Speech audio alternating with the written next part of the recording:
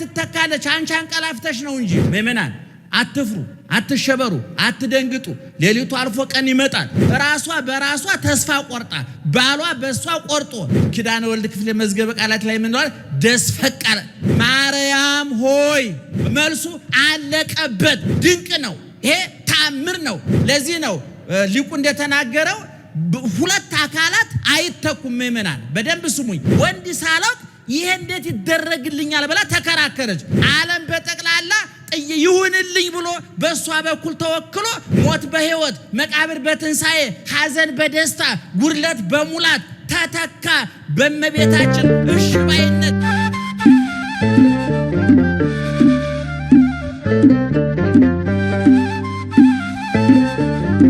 እናንተ ላንድ ለ13 ደቂቃ ያህል ጆሮአችሁን ክፈቱ ጊዜውን አሳጥራለሁ በስመ አብ በሉ አንድ ላይ በስመ አብ ወወልድ ወመንፈስ ቅዱስ አሐዱ አምላክ አሜን ክቡራን ቀደም ሲል ያስተማሩን መምህራችን ቀደም ሲል የዘመራችሁልን ሁለቱ ወንድሞቻችን እግዚአብሔርን ብላችሁ ይቅርታውን ቸርነቱን አምናችሁ ከቅድስት ድንግል እናቱና ከቅዱሳን ባለሟሎቹ የሚገኘውን ጥበቃና ምልጃ ተስፋ አድርጋችሁ በዚህ ቦታ የተገኛችሁ ወገኖቻችን እንዴት ዋላችሁ? እስኪ በርቀት ያላችሁ እግዚአብሔር ይመስገን በሉ። ሩቅና ቅርብ ተምታታ እንደ በርቀት ያለ በጣም በርቀት ያላችሁ ደህና ዋላችሁ? በርቀት ያላችሁ ድገሙት። በቅርብ ያላችሁ ሁላችንም አንድ ላይ ማን ይመስገን ማን ይመስገን በየጊዜው በየቦታው የሚያስተምረን አምላካችን አባታችን እግዚአብሔር በድጋሚ ክብርና ምስጋና ይግባው። እናንተ የምትሰሙት እኛ የምንናገረው አይንሳችሁ እግዚአብሔር። በጣም አጭር ነገር ለመናገር እንደምታውቁት ነገ ታላቁ መልአክ ቅዱስ ገብርኤል የሚታሰብበት ቀን ነው።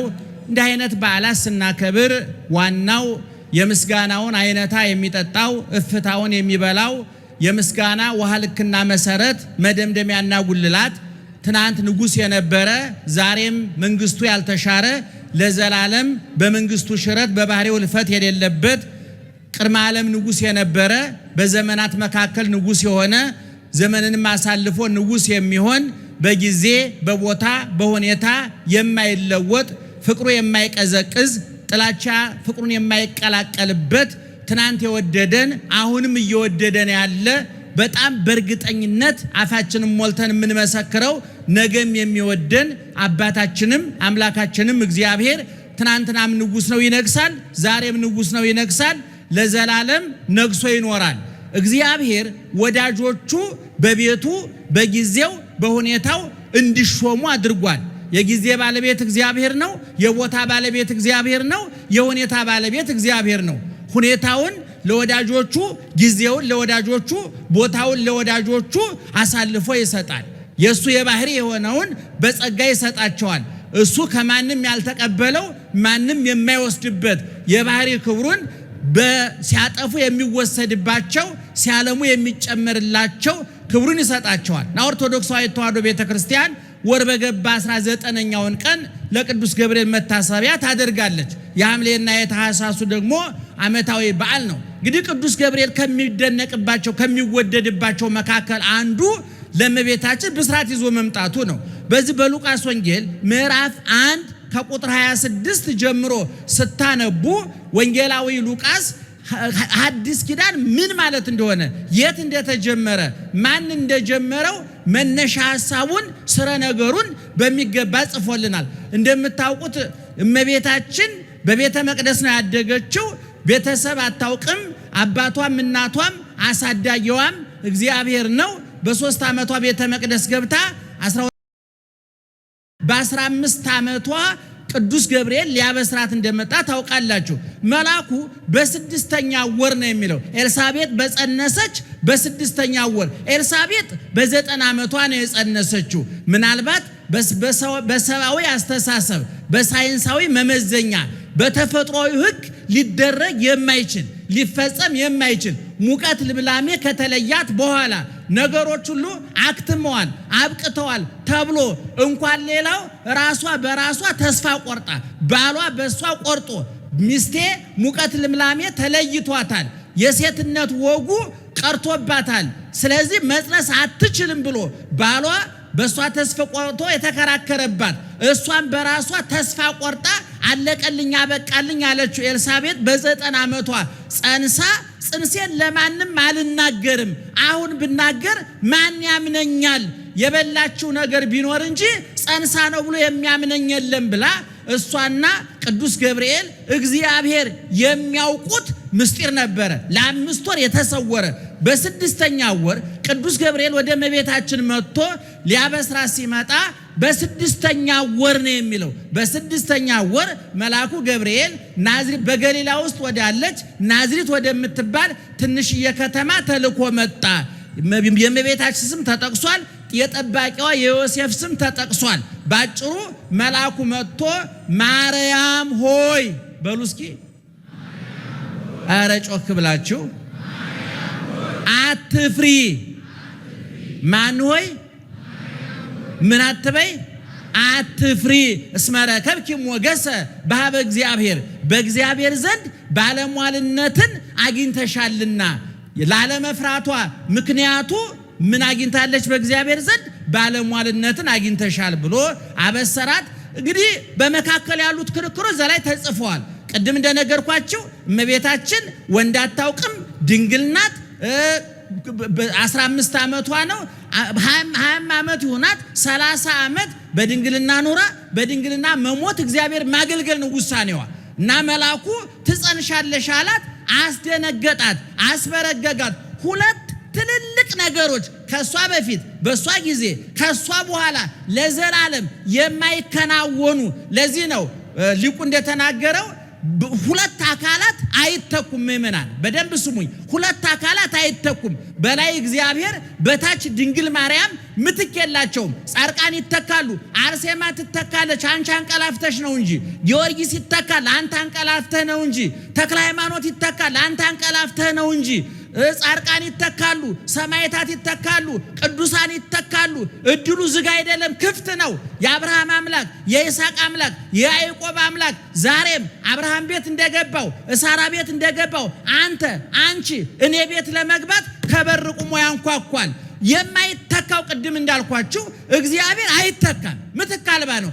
በአንጻሩ ደግሞ የማትተካው ማናት አረ ንገሩኝ የማትተካው ማናት እመቤታችን አትተካም ምክንያቱም እግዚአብሔር ሁለተኛ ስለማይወለድ ማለት ነው እና መልአኩ መጥቶ ሲነግራት ሁለት አስደንጋጭ ንግግሮች የተናገራት ሁለት አንደኛ ለመውለድ ባል ያስፈልጋል ሚስት ያስፈልጋል መውለድ ማለት የሁለት ተቃራኒ ጾታዎች የመንፈስ የሐሳብ የስሜት ውህደት ያስፈልጋል ከወንዱ ዘር ያስፈልጋል ከሴቷ ማህፀን ያስፈልጋል በሁለቱ ጥምረት ነው ሰው የሚገኘው ሁለተኛ ይወለዳል የተባለው እግዚአብሔር ነው በድንግልና መውለድ አንድ ዱብዳ ነው ለእመቤታችን ነው ለመላው ዓለም በጠቅላላ ሁለተኛ የሚወለደው ማን ነው እግዚአብሔር ነው ይሄንን አሜን ብሎ ለመቀበል ከባድ ነው ምእመናን ስለዚህ እመቤታችን አልተቀበለችም ሔዋን ከገነት ያስባረረችን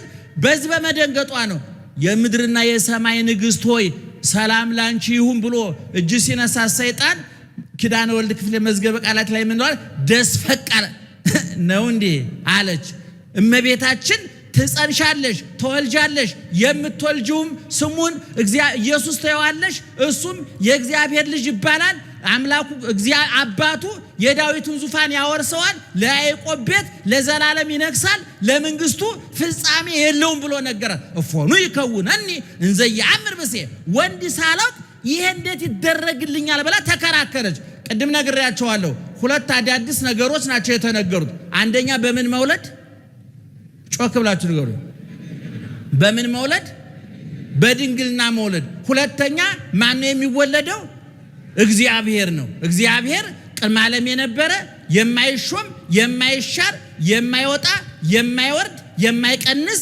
የማይጨምር ሿሚ ሰጭ የሌለው ሰጭ እንጂ የማይቀበል የሚሾም እንጂ የማይሾሙት ከፍ የሚያደርግ እንጂ ከፍ የማያደርጉት ዓለም ሳይፈጠር ንጉስ ነበር የተባለው እግዚአብሔር ነው ሊወለድ ያለው ሰማይ ዙፋኑ ምድር የእግሩ መረገጫ የሆነችለት በነጩ ዙፋን ላይ ተቀምጦ ለዘላለም የነገሰው በኖህ ጊዜ ፍልውሃ ያዘነበው በሰዶም በገሞራ እሳት ያዘነበው ፈርዖንን ከነሰራዊቱ በኤርትራ ባህር ያሰጠመው የኢያሪኮን ግንብ በዝማሬ ያፈረሰው ለዳንኤል አንበሳ ያሰገደው ለናናንያ ለናዛሪያ እሳት ያበረደው ለነ ኤልያስ ሰማይ የለጎመው እሳት ያዘነመው ያ ኃያሉ እግዚአብሔር ረቂቅ ነው የተባለው ስውር ነው የተባለው መኖሪያውን ጨለማ ያደርጋል ተብሎ የተነገረለት የማይመረመር የማይታወቅ ቢመረምር እንጂ የማይመረምሩት ቢያራቅቅ እንጂ የማይራቀቁበት ቢሾም እንጂ የማይሾሙት ቢሰጥ እንጂ የማይሰጡት እግዚአብሔር አሁን በአንዲት በ15 ዓመት ብላቴና ማህፀን ሊወሰን ነው። ሰማይ ዙፋኑ ምድር የእግሩ መረገጫ የሆነችለት እግዚአብሔር አሁን በ3 ክንድ ከስንዝር ትንሽዬ ወጣት ሕፃን የ15 ዓመት ብላቴና ማህፀን ሊወሰን ነው። ይሄ ድንቅ ነው። ይሄ ተአምር ነው። ይሄ አልነበረም በፊት በሷ ጊዜም ከሷ ውጭ አልተደረገም። ከዛ በኋላ ለዘላለም አይደገምም። ከዛ በኋላ እንግዲህ ክርክር ተደረገ። እመቤታችን ገትራ ተከራከረች። እውነቱን ለመናገር ቅዱስ ገብርኤል መልሱ አለቀበት። ዘካርያስ ጋር ሲከራከሩ እኔ አሁን እግዚአብሔር ልኮኝ ነው የነገርኩ ይሄን ነገር አልቀበልም ካልክ ለ9 ወር አፍ ይዘጋ ብሎ እንደበር ነው አፉን ዘግቶት ሄደው ወገኖቻችን። እመቤታችን ግን አላደረገም። ምክንያቱም እመቤታችን ምክንያታዊት ናት። አንደኛ በድንግልና መውለድ አልተደረገም ከሷ በፊት። ሁለተኛ እግዚአብሔርን የወለደ የለም ከሷ በፊት። ዘካርያስ ግን ሳራ በ90 ዓመቷ እንደወለደች አብርሃም በ100 ዓመቱ እንደወለደ መጽሐፉ ሲተርክ የነበረ ካህን ነው። ሳያስተውል ቀርቶ ነው። አዲስ ነገር አልነበረም የዘካርያስና የኤልሳቤጥ። የእመቤታችን ግን አዲስ ስለነበረ መልአኩ ምን አለ? እኔም እንዳንቺው ተልኬ ነው የመጣሁት። ዝርዝር ጉዳዩን አላውቀውም ያላት ይመስለኛል እውነቱን ለመናገር። ነገር ግን ለእግዚአብሔር አረ ጮክ በሉ ምን የለም የሚሳነው የለም። በዚህን ጊዜ ድንግል ማርያምና እግዚአብሔር ቅዱስ ገብርኤል ተግባቡ። እሱም እግዚአብሔርን ያውቀዋል፣ እሷም እግዚአብሔርን ታውቀዋለች። ለእግዚአብሔር የሚሳነው ነገር አለ የለም። ስለዚህ ምን አለች? ነየ ዓመተ እግዚአብሔር ይኩነኒ በከመ ትቤለኒ፣ እነሆ የእግዚአብሔር ባሪያ በፊትህ አለሁኝ እንደ ቃልህ ይደረግልኝ። የቅዱስ ገብርኤልና የእመቤታችን ውይይት የአንድ መልአክና የአንድ ሴት ውይይት አድርጎ መውሰድ አይገባም። ይሄ የመልአኩና የእመቤታችን ውይይት ዓለም ብርሃን ይሁን ተብሎ ከተፈጠረበት ፀሐይ፣ ጨረቃ፣ ከዋክብት፣ አዝሪት፣ አትክልት፣ እጽዋት ከተፈጠሩበት ሰማይ ከተዘረጋበት ምድር ከተዘረጋችበት ውቅያኖስ ከተፈጠረበት የበለጠ አዲስ ቃል መጣ እናልና ህመማችን ምን እንደሆነ ሲናገረን መድኃኒቱን ለማወቅ የተወሰነ መንገድ እየቀረብን እንደሆነ እያሰብን እየተመለከትን ደስ ብንሰኝ አንድ ነገር ነው። እንዴት ነው አንድ ሰው በሽተኛ ነህ እየተባለ በሽታው እየተነገረው እሳይ በሽታ ይነገረኝ እያለ መድኃኒት ግን ሳይፈልግ የሚጽናናው? መሞቱ እኮ አይቀርም። በነገራችን አንድ በሽተኛ ነህ ተብሎ እየተነገረው በሽተኛ መባሉ ደግሞ ደስ የሚያሰኘው ከሆነ እንደዛ ደስ ተሰኝቶ መድኃኒትም የማይፈልግ ከሆነ ራሱን በራሱ ለማጥፋት መንገድ ላይ ሄደ ሰው ነው እንደማለት ነው። ኃጢአት እየሰራ ኃጢአተኛነቱን የሚወድ ሰው ራሱን በራሱ ለመግደል መንገድ ላይ ሆነ ሰው። ራስን ማጥፋት በነገራችን ላይ ባንገታችን ላይ ሲባጎ ማጥለቅ ወይ ገመድ ማጥለቅ ወይ የተለያዩ ነገሮችን ወደ ውስጣችን አስገብተን ህይወታችንን ማቆም ማለት ብቻ አይደለም። ኃጢአት እየሰራ በኃጢአቱ ለመመላለስ የሚመርጥ ሰው ራሱን ለማጥፋት በደንብ አድርጎ ለመኖር የሚፈልግ ሰው፣ ላልተፈጠረለት ህይወት ተገዢ ሆኖ መኖር የሚፈልግ ሰው። ስለዚህ አንዳንድ ሰው ስለ ኃጢአት ሲማር ሲያውቅ ደግሞ ማወቅም መማርም የማይፈልገው እያወቀም ደግሞ ስለዛ ነገር ደስ እያለው የሚሰማው ኃጢአተኛ መባልን ኃጢአተኛ ነኝን አንተ ኃጢአተኛ ነህ ሲባል ደስ የሚሰኝ ሰው አለ። እርግጥ ነው ጻድቃን ቅዱሳን በገድላት በድርሳናቶቻችን ላይ ስናነብ ኃጢአተኛ ሲባሉ ደስ ይላቸዋል። እንደዛ ደስ ያሰኛቸው ግን ኃጢአተኛ ሆነው አይደለም፣ ያላቸው ጽድቅ እንዳይገለጥ ስለሚፈልጉ ነው እንጂ እኛ ምን ጽድቅ ኖረን ነው ኃጢአተኛ ሲባል ሊያስደስተን የሚችለው? ሰው እንዲያውም በሽተኛ ነህ ኃጢአተኛ ነህ ሲባል ታዲያ እንድድን ምን ላድርግ ብሎ ይጠይቃል እንጂ ኃጢአትን ሶስተኛ በዚህ አይነት መልኩ ሰው ይመለከተዋል። አራተኛ ደግሞ ምን አይነት አመለካከት አለው ሰው ስለ ኃጢአት ሲማር ማለት ነው? እንደነዚህ አይነቱን ነገር እኔ አልፈልግም ይላል። እንደዚህ አይነት አመለካከት ያላቸው ሰዎች ደግሞ ምን አይነት መሰላችሁ? በደንብ አድርጋችሁ ስሙ። ዓለሙ የምንኖርበት ማለት ነው ብዙ መሆን እየተጠበቀብን ስላልሆናቸው ነገሮች ይወቅሰናል፣ ይገስጸናል። ውጪ ያለው ዓለም መሆን ስላቃተንና ማድረግ ስላቃተን ብዙ ነገሮች አንተ እኮ እንደዚህ ነህ፣ አንተ እኮ እንደዚህ ነህ እያለ ይተቸናል። ይሄ አልበቃ ብሎ የውጩ ኩርኩም የውጩ ድቆሳ አልበቃ ብሎ ደግሞ ቤተክርስቲያንም ስንመጣ ቤተክርስቲያንም እናንተ ኃጢአተኞች ናችሁ፣ እናንተ በደለኞች ናችሁ ስንባል እኔ ስለ ኃጢአት መማር አልፈልግም እንዴ ቢያንስ ከናንተ መካከል እንኳን የሚያጽናና ነገር ለምን አትናገሩንም ብለው ደግሞ የሚጠፋሉ። ይሄ በነገራችን ላይ ቀላል ይመስላችኋል፣ ግን ብዙ ወጣቶች ብዙ ከቤተ ክርስቲያን በአምልኮቱ ወይም በሥርዓተ አምልኮ በቅዳሴው በተለያዩ ነገሮች በጉባኤም ጭምር መሳተፍ እየፈለጉ ግን ለምን እንደማትሳተፉት ሲባሉ እንዴ ዓለም የሚደቁሰኝ ሳያንሳት ቤተ ክርስቲያንም ስመጣ እኮ አንተ ኃጢአተኛ ነህ፣ አንተ በደለኛ ነህ፣ አንተ ዘማዊ ነህ እየተባለ ሲነገረኝ እንዴት ታዲያ ቀናውን መንገድ አይቼ ልሂድ የሚል አመለካከት ያለው ሰው አለ። በነገራችን ላይ ቤተ ክርስቲያን ስንመጣ የሆነውን የምትነግረን ቤተ ክርስቲያን መስታወት ስለሆነች ማንም ሰው ከኛ መካከል መስታወት ፊት ቆሞ የሆነውን ነገር ራሱን መልሶ ያያል እንጂ ያልሆነውን ነገር ነህ ተብሎ አይነገረውም አያየውም ጭምር። ቤተ ክርስቲያኑ ስንመጣ ክርስቲያኖች ኃጢአተኞች ናችሁ፣ ክፉዎች ናችሁ፣ በደለኞች ናችሁ የምንባለው እኛን ለመደቆስ እኛን ሞራላችንን ለመጉዳት ነው ብሎ የሚያስብ ሰው ካለ በጣም ልክ አይደለም። እንደዛ ተብሎ የሚነገረን ሆነን ስለተገኘን የኃጢአታችን መልኩ ቅርጹ አይነቱ ሊለያይ ስለሚችል ነው። ለምሳሌ አንዳንድ ሰው እናንተ ዘማዊያን ተብሎ ሲጠራ እኔ ዘማዊ እኮ አይደለሁም እነገሌ ሊዘሙቱ ይችላሉ እኔ ግን አይደለሁም ሊል ይችላል። እርግጥ ነው አንተ ያንን ኃጢአት ላትሰራው ትችላለህ። ይሄ ግን ልማደ መጽሐፍ ነው። ክርስቶስ ሲያስተምር እንዲህ ነው ያደረገው። ታስታውሳላችሁ? ጌታችን የማቴዎስ ወንጌል ምዕራፍ 26 ላይ በምሴተ ሐሙስ በመጨረሻይቱ ራት ላይ ከደቀ መዛሙርቱ ጋር አብረው ተሰብስበው በነበሩበት ሰዓት ላይ እንዲህ አለ፣ እውነት እውነት እላችኋለሁ ከናንተ መካከል አንዱ አሳልፎ ይሰጠኛል አለ። እስኪ እውነት እውነት በሉ እንጂ እላችኋለሁ ከናንተ መካከል አንዱ አሳልፎ ይሰጠኛል። ክርስቲያኖች ማን ነው ክርስቶስን አሳልፎ ይሰጥ? ለምንድን ነው ታዲያ ክርስቶስ ከናንተ መካከል ይሁዳ አሳልፎ ይሰጠኛል ብሎ ያልተናገረው? አይገርማችሁ? ይሁዳን እንደሚሸጠው እያወቀው በስሙ ጠርቶ እሱ ይሸጠኛል አላለም። ይሁዳን ወደ ንስሐ ለመጥራት ብሎ በደለኛ ያልሆኑትን ሌሎች ወንድሞቹን አብረው አስደነገጣቸው እንጂ። ቤተ ክርስቲያንም የክርስቶስ ቤት አይደለች እንዲህ አርጋን የምትሰብከው? ጻድቃን ሳይኖሩ ቀርተው በመልካም ስራቸው የሚመሰገኑ ሰዎች ሳይኖሩ ቀርተው እኮ አይደለም። ግን ኃጢአተኛ ናችሁ በደለኛ ናችሁ የሚለውን ድምጽ ሲሰማ ያልሆነው ሰው ራሱ ምን የጎደለኝ ነገር አለ ከእግዚአብሔር ፊት ሆኜ ምን ያልሰራው ጽድቅ አለ ብሎ ራሱን ማየት መመልከት እንዲችል ለማድረግ ነው። ይሄ ያልገባው ሰው ግን ቤተ ክርስቲያኒቷ ፈራጅ ናት፣ ዝም ብላ ጽድቃችንን ኩነኔያችንን ሳታውቅ እንዲሁ ዝም ብላ ኃጢአተኛ ነኝ በደለኛ ነኝ ትለናለች የሚል ሰው አለ። የሚገርማችሁ አባቶቻችን ግን እንዲህ ብለው ሲናገሩም ሆነ ሲያስተምሩ ያ ባይሆኑም እንኳን የሌላው ኃጢአት እንደራሳቸው ኃጢአት መስሎ እየተሰማቸው ስለሌላው ምህረት ሲለምኑ ያንን ኃጢአት እንደሰሩት አድርገው ነው የሚናገሩት። ቅዱስ ባስልዮስ ዘቂሳርያ የደረሰው የውዳሴ አምላክ ጸሎቱ ላይ እንዲህ አይደል የሚለው? እኔ ትዕቢተኛ ነኝ፣ እኔ ዘማዊ ነኝ፣ እኔ ጥፋት ያጠፋው ነኝ ይላል። ባስልዮስ ዘቂሳርያ እኮ እጅግ የተቀደሰ የንጽህና ሕይወት የነበረው ሰው ነው።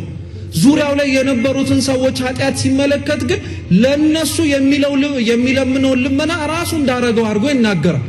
ሁለተኛውስ በደንብ አድርጋችሁ ስሙ። አንዳንድ ኃጢአቶች እኛ በምናስባቸው መንገዶች ብቻ ያልፈጸምናቸው ሊሆኑ ይችላሉ። ለምሳሌ ቅድም እንዳልኳችሁ አንድ ሰው ስለ ዘማዊነት እየተማረ እኛም እኮ ዘሙተናል ቢባል ይሄ ሁሉ ህዝብ ያለው ከሆነች ሴት ወይ ከሆነ ወንድ ጋር ተኝቷል ማለት ነው እንዴ? አይደለም።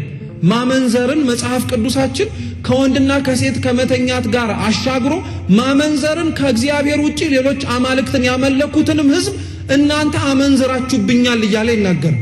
እየሰማችሁ ነው? አመንዝራችሁብኛል እያለ ይናገራል። አሁንም እንደዛ ሲባል ከኛ መካከል ከመጀመሩ ከእግዚአብሔር ውጪ ሌላ አምላክ አምልከን ሊሆን ይችላል ልትሉ ትችላላችሁ። እግዚአብሔርን የሚያክል ጌታ አምላክ አይደለም ብለን አንናገር እንጂ ለሱ እንደምንገዛለት በሚመስል መልኩ የምንገዛላቸው ሌሎች ነገሮች አሉ።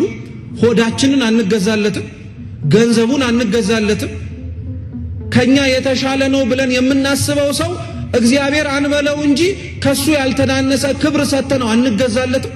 ታዲያኛም ዘሙተናል ማለት ነው። ስለዚህ በዚህም በሉት በዚያም በሉት ኃጢአትን ቤተክርስቲያን ለልጆቿ እንዲህ ነው ብላ ስትናገር ሁሉም ኃጢአተኛ ሆኖ አይደለም። ይሄንንም የምትናገረው ሌሎችን ለመውቀስ ለመናገር እኛንም ሞራላችንን ስብርብር አድርጋ አጸድቁም ለማለት አይደለም። ጽድቅ የተባለ ንጽህናና ጤነኝነት እንዲሰማው አንድ ሰው ስላመመው በሽታና ኃጢአተኝነት ማወቅ ግዴታው። ሐኪም ቤት የትኛው ሰው ነው ሄዶ ሐኪሙ በሽታውን ሳይመለከተው ያለበትን ችግር ሳያውቅ ጤነኛ ነህ ብሎ ይሸኘዋል? አይለውም በፍጹም። ያለበትን ችግር መስማትም ባይፈልግ ቁጭ አድርጎ ይነግረዋል እንጂ። ከኛ መካከል ኃጢአታችንን መስማት ላንፈልግ እንችላለን። እግዚአብሔር ግን እንድንሰማው ግድ ይለናል። ምክንያቱም ያ ችግር ምን ያክል እኛን ከራሳችን ጋር እኛን ከሌላው ሕዝብ ጋር እኛን ከእግዚአብሔር ጋር እንዳጣላን ዋጋ እንዳስከፈለን ማወቅ እንደሚፈልግ ማወቅ እንደሚያስፈልገንም እኛ ስለሚያውቅ ይሄንን ነው መጽሐፍ ቅዱሳችን ላይ በተለያየ ቦታ ስለ ኃጢአት ይነገራልና ስለ ኃጢአት የሚነገሩትን ነገሮች በሙሉ ስትመለከቷቸው አሁን ያነሳናቸውን ሐሳቦች ነው የሚደግፉት። ለምሳሌ ቅዱስ ጳውሎስ የሮሜ መልእክቱ ምዕራፍ 3 ቁጥር 10 ላይ እንዲህ ይላል፣ ሁሉ በአንድነት በደሉ ይላል። ሁሉ በሉ በአንድነት በደሉ። ይሄንን ቃል የሚናገረው ቅዱስ ጳውሎስ የሮሜ መልእክቱ ላይ ከመዝሙር 13 አምጥቶት ነው። ሰነፍ በልቡ እግዚአብሔር የለም ይላል የሚለውን የመጽሐፍ ቅዱስ የልብ አምላክ የዳዊትን መዝሙር ላይ ቁጥር 2 እና 3 ላይ ይሄው ተመሳሳይ አለ።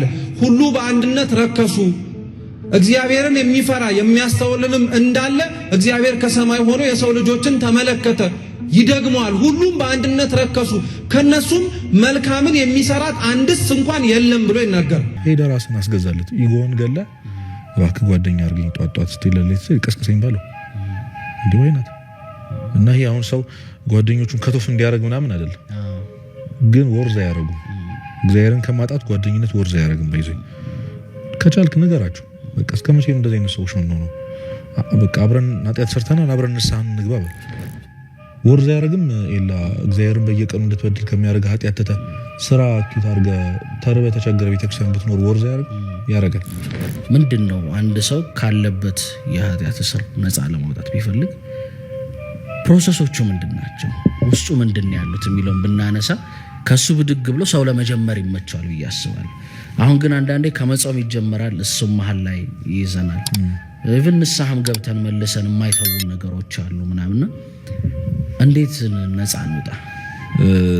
እንግዲህ ሰው እንደዚህ ሀውቱ የሚለውን ነገር በተለይ ኤክስተርናል የሆኑ ነገሮችን ያውቃቸዋል እኮ በቃ ጸሎት መጀመር፣ መንፈሳዊ ተግባራትን ማድረግ፣ ንስሐ መግባት፣ ስጋው ደም መቀበል፣ ቶሎ ማድረግ። ይሄን ያላደረገ ሰው አለ ብዬ አላምንም።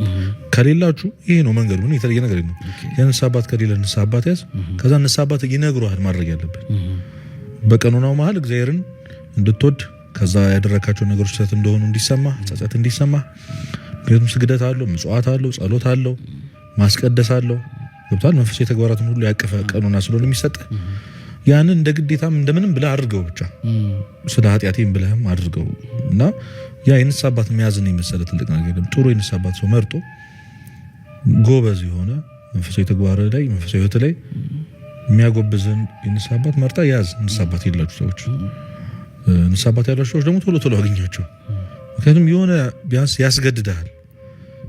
የእነሱን ትእዛዝ ለማክበር ብለህ እንኳን ታድርገዋለህ። ቢያንስ ሰው እንግዲህ በራሱ ሞክሮ ነው። ይኸው በራስ ሞከርከው ቶሶ ሀውቱ ብለህ ዩቲዩብ ላይም ሰርች አድርገሃል እና ምንም የመጣ ለውጥ የለምና በራሳችን መሞከር ማቆም አለብን።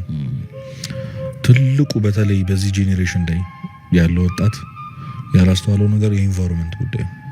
ኢንቫይሮንመንትን ነው እየመሰልክ ያለው። ካልወጣህ አትወጣም። እና ኢንቫይሮንመንት ምን ውስጥ ነው ያለው? ማነው አጠገብ? ማነው ጓደኛ? በሄድኩበት ሁሉ ማውራት ይሄ ነው። ቁጭ ብለህ እስኪ አንድ ቀን አስበው፣ ጓደኛ ማን ነው? ምንድነው? በጣም ታዋቂ አባባል አለ አይደል? በቃ ጨለማ ውስጥ ያለ አንድ ተኩላ አለ፣ ብርሃን ላይ ያለ ተኩላ አለ። ማን ነው የሚተርፈው በህይወት የሚቆየው ሲባል ሰው ብርሃን ላይ ያለው አይደለም የመገብከው ጨለማና ብርሃን በህይወት ላይ መቆየት አስፈላጊ ነገር አይደለም። ምንህን ነው ማን ነው ምንድነው እየሰማህ የምትለው? ዊኖ እኮ እንግዲህ ለቃሉ ይቅርታ ለሊቱን ሙሉ በቃ እንደዚህ በጅልነት ወይ ጌም ሲጫወቱ ወይ ሰምቲንግ ምናምን ስንት ሺህ ሰው ቁጭ ብሎ ለሊቱን ሙሉ ልረዳው ማልችለው ነገር ነው።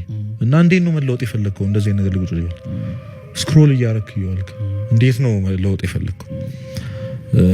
ናይት ክለብ እንሂድ የሚሉ ጓደኞቹ ያሉ ፌዝ ቀልድ ብቻ ምናምን ዓለማዊ ነገር ላይ ብቻ ትኩረት የሚያደርግ ሰው ጋር እያዋልክ ስለምን ለውጥ ነው እያወራኝ ያለው? አይሆንም። ሰው ለብቻው አይሆንም። ሞክረዋል ደግሞ ማቅቷል። እና ይሄ እንደው ጸሎት ንስሐ ምናምን የሚለው ነገር እንደው በጣም ፌመስ የሆኑ ሜቶዶች ስለሆኑ እነሱን ተውና ያልገባህ ነገር ኢንቫይሮንመንትን ማስተካከል አለብህ። ቀድመህ ውጣ። በቃ ይሄ ለሊት ለቤተክርስቲያን ደርሶ ሲመለስ የምታየው የሆነ ጎረቤት አለ ሄደህ ራስን አስገዛለት። ኢጎን ገለ እባክህ ጓደኛ አድርገኝ ጧጧት ስትል ለሊት ቀስቅሰኝ ባለው እንዲህ ወይናት። እና ይሄ አሁን ሰው ጓደኞቹን ከቶፍ እንዲያደርግ ምናምን አይደለም፣ ግን ወርዝ አያደርጉም። እግዚአብሔርን ከማጣት ጓደኝነት ወርዝ አያደርግም። ባይዘይ ከቻልክ ነገራቸው በቃ እስከመቼ እንደዚህ አይነት ሰዎች ምን ነው በቃ አብረን ኃጢአት ሰርተናል አብረን ንስሐን እንግባባል። ያ ፍቃደኛ ሆኖ አንተን ወደዚህ ፑሽ የማያደርጉ ከሆነ እግዚአብሔር ነው የሚያዋጣ። እውነት ምንም ነገር ኢንቨስት አድርጎበት የሚያዋጣው እግዚአብሔር ሽልማት ስላለው ማለት ነው፣ እርካታ ሰላም ስላለው። እና የምር ለውጥ የሚፈልግ ሰው ኢንቫይሮንመንቱ ማስተካከል አለበት። ለዛ ነው ሰንበት የቤተክርስቲያን አገልግሎት በጣም አስፈላጊ ነው። እዚህ እኛ ጀላቲ መጥፋት አንችልም ነበር፣ በረዶ መጥፋት አንችልም ነበር መንገድ ላይ። ለምን ሰው ያቀናል የቤተክርስቲያን አገልግሎት ነው። አብዛኛውን ጊዜ ከጓደኞቼ ጋር ነው ማታ ቁጭ የስልኬን ያዩ ባድር ይታዘበኛል ጓደኛዬ። ገብቷል። ስለዚህ አሁን ኢንቴንሽን ደግሞ እንደዚህ አይነት ጉዳዮች ላይ ማተር ላይ ያርግ ይችላል። በቃ አርገው ሰውነታ ያርገው።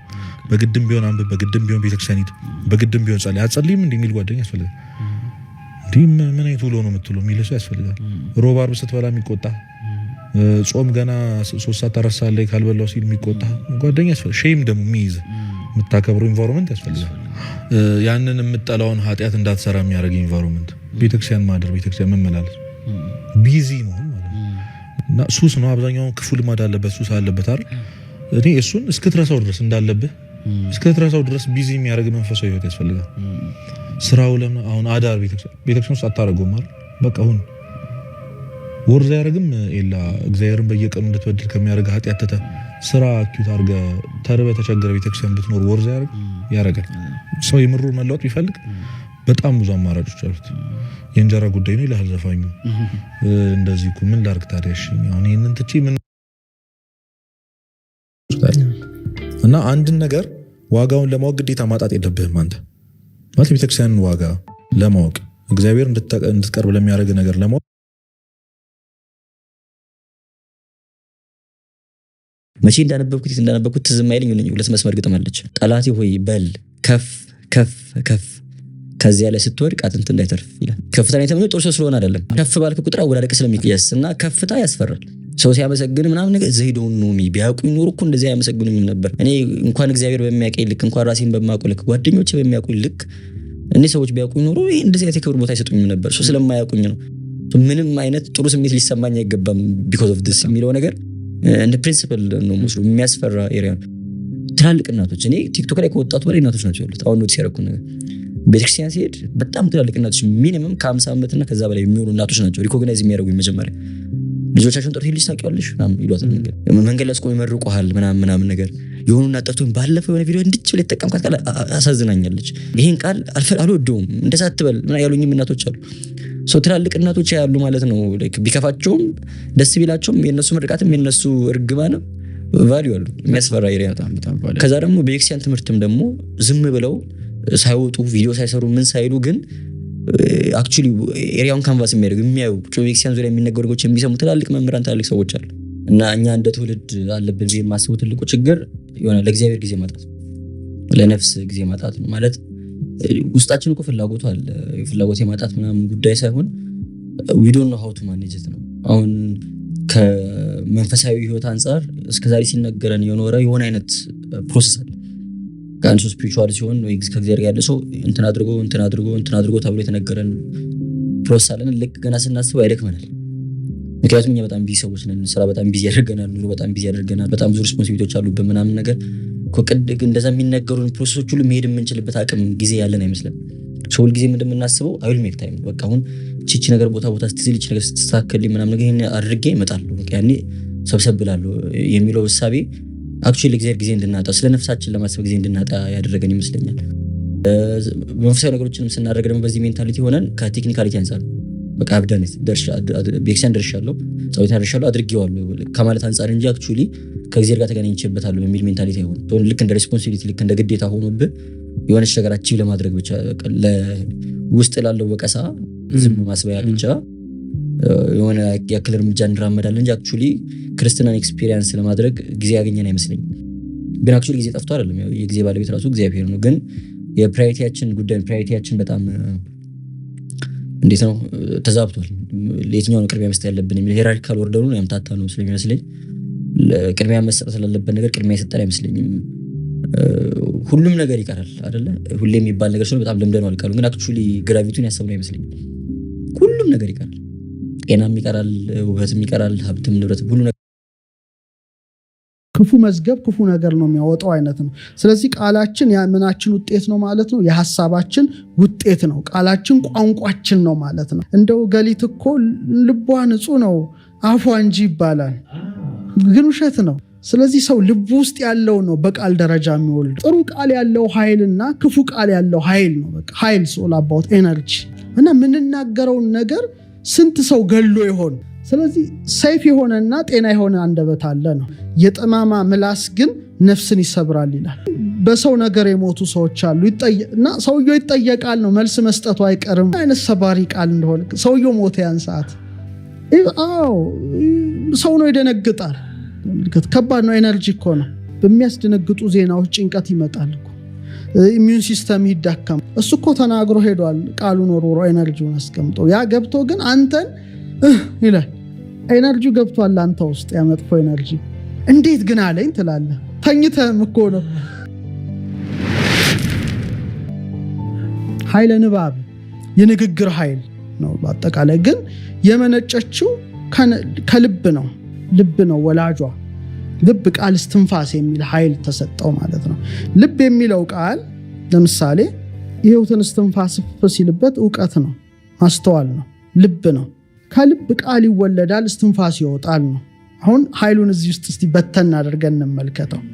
እንግዲህ ለምሳሌ እኔ ደራሲ ነኝ እና በልቤ ነገሮች ይወጣሉ፣ ይወርዳሉ፣ ይመላለሳሉ። በኋላ ወረቀት አመጣና እጽፈዋለሁ ነው። ስለዚህ በልቤ ውስጥ የሚመላለሰውን ሐሳብ በፊደል ደረጃ አግዝፌ ያወጣሁት ነው። ታየ፣ ተነበበ፣ ተገለጠ። ስለዚህ ልብ ወለድ ተባለ። ልብ የወለደው ቃል ማለት ነው። እና ልብ ያወጣው እስትንፋስ። ስለዚህ እስትንፋስ በመውጣት በስርቀት ደረጃ ወይም በስርጸት ደረጃ፣ ቃል ደግሞ በመወለድ ደረጃ ነው። ስለዚህ የማሰብ ኃይል አለ ማለት ነው። ልብ ሲባል ማሰብ። አሁን ፈረንጆቹ በእንግሊዘኛ በምን እያሳመሩ ፓወር ኦፍ ቶትስ ይሉታል እንጂ የምን ኃይል ነው? የማሰብ ኃይል ነው። በሁለት መልኩ ነው የምታስበው። አንደኛ ነቃ ሐሌው ይባላል። ለማሰብ ገና ምንጭ፣ ከዛ ሐሳቡን ተወስናለህ አይደል? መጀመሪያ ሐሳቡ ብልጭ ይልልሃል። ነቅ እንደ ምንጭ ነው መውጣት። ኋላ ቁርጥ ሐሌው ማለት ቁርጽ የሆነ በቃ ውሳኔ ውስጥ ይደርሳል። ይሄ እንግዲህ ገና አፍ ውስጥ ሳይወጣ ማለት ነው። በልብ ውስጥ ሁለት ኤነርጂዎች ናቸው የሚወጡት። ከፍተኛ ኃይል ስለሆነ በልብ የምታስበው ነገር ሁሉ አሉታዊና